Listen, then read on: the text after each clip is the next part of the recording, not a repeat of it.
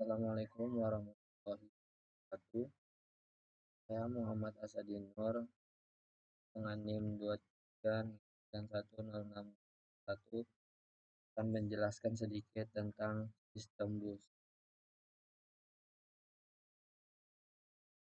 Adapun yang pertama dari tujuan pembelajaran ini adalah menjelaskan struktur antara hubungan komponen. Yang kedua adalah menjelaskan bus antar hubungan. Yang selanjutnya yaitu elemen desain bus, dan yang terakhir ada jenis-jenis bus. Saja yang pertama, sistem bus. Adapun peran bus dalam sistem komputer, yaitu fungsi utama dari bus sendiri adalah sebagai jalur komunikasi data antara CPU, memori, dan perangkat. Adapun proses kerja bus yaitu transfer data.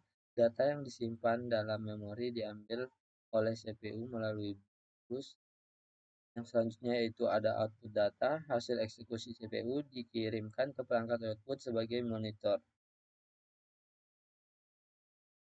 Selanjutnya ada kebutuhan performa. Kecepatan bus harus sesuai dengan komponen lainnya agar tidak menjadi bottleneck.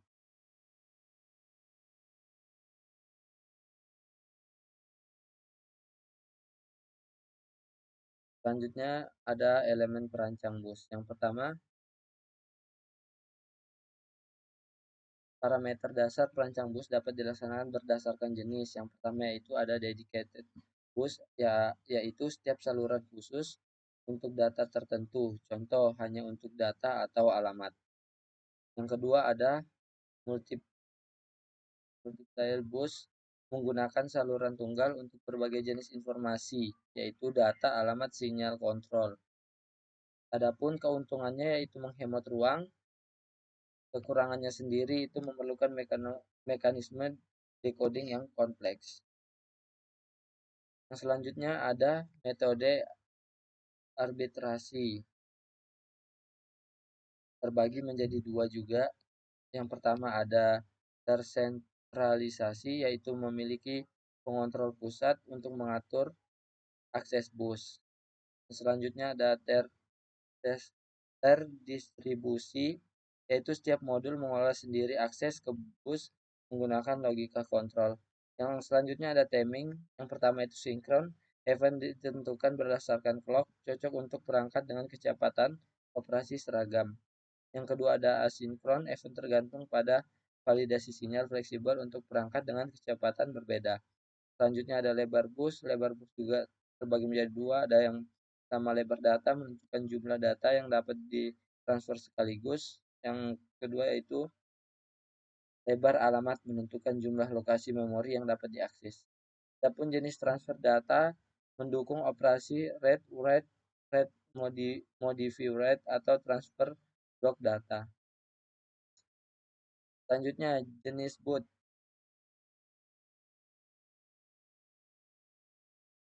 Yang pertama ada dedicated bus, yaitu saluran hanya digunakan untuk data atau alamat tertentu. Contohnya bus untuk data audio. Yang kedua ada multiplay bus,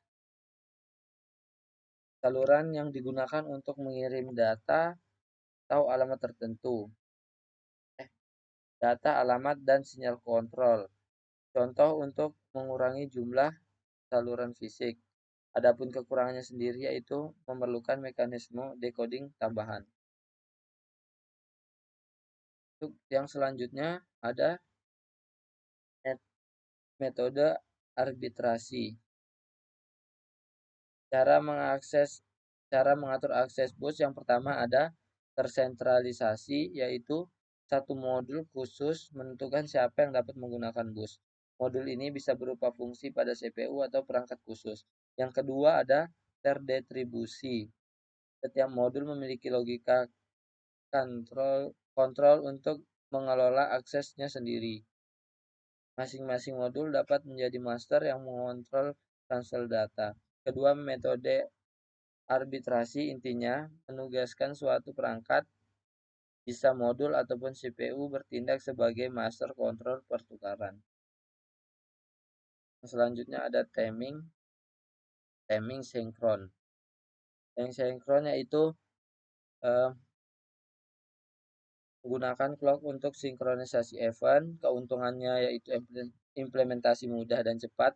Adapun kekurangannya sendiri kurang fleksibel untuk modul dengan kecepatan berbeda. Bisa dilihat pada layar contoh timing sinkron.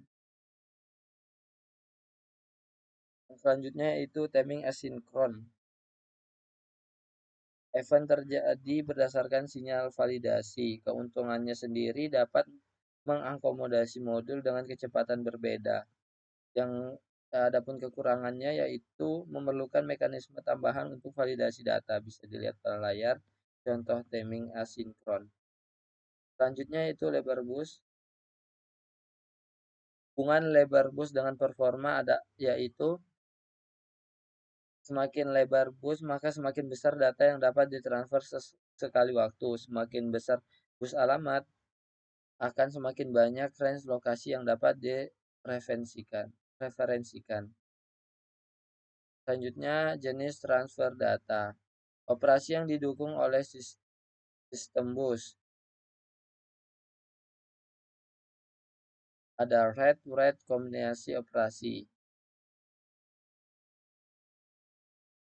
Read sendiri data diambil dari memori ke CPU. Read data dikirim dari CPU ke memori.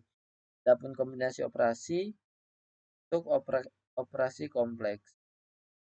Selanjutnya ada contoh-contoh bus. Yang pertama industri standar. Arsitektur yaitu bus lama yang kompatibel dengan perangkat sebelumnya beroperasi pada 8,33 MHz. Yang selanjutnya ada bus PCI, tidak tergantung pada jenis prosesor, cocok untuk perangkat dengan kebutuhan transfer data tinggi, dukung hingga 264 Mbps pada 33 MHz. Yang selanjutnya ada bus USB, Universal Serial Bus. Dirancang untuk perangkat berkecepatan rendah seperti keyboard, mouse. Adapun keuntungannya tidak perlu ribut saat memasang perangkat baru. Yang selanjutnya ada bus SCSI, populer pada perangkat eksternal seperti hard disk dan CD-ROM. Mendukung transfer data independen antar perangkat. Bisa dilihat di sini contoh bus SCSI. Yang terakhir ada bus P1394 atau yang biasa disebut dengan fireware.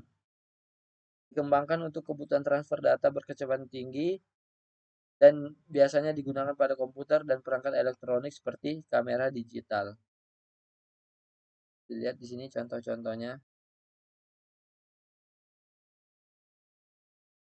Yang terakhir, simpulan kategori serial bus yaitu saluran data untuk transfer data, saluran alamat untuk menentukan lokasi memori, saluran kontrol untuk mengatur operasi. Yang kedua ada parameter desain, yaitu ada jenis bus, metode arbitrasi, timing, lebar bus, dan jenis transfer data. Contohnya yang terakhir ada contoh-contoh bus. Dan biasa bus yang sangat populer adalah bus USB dan fireware. Mungkin itu saja dari saya. Banyak kurangnya saya mohon maaf. Wassalamualaikum warahmatullahi wabarakatuh.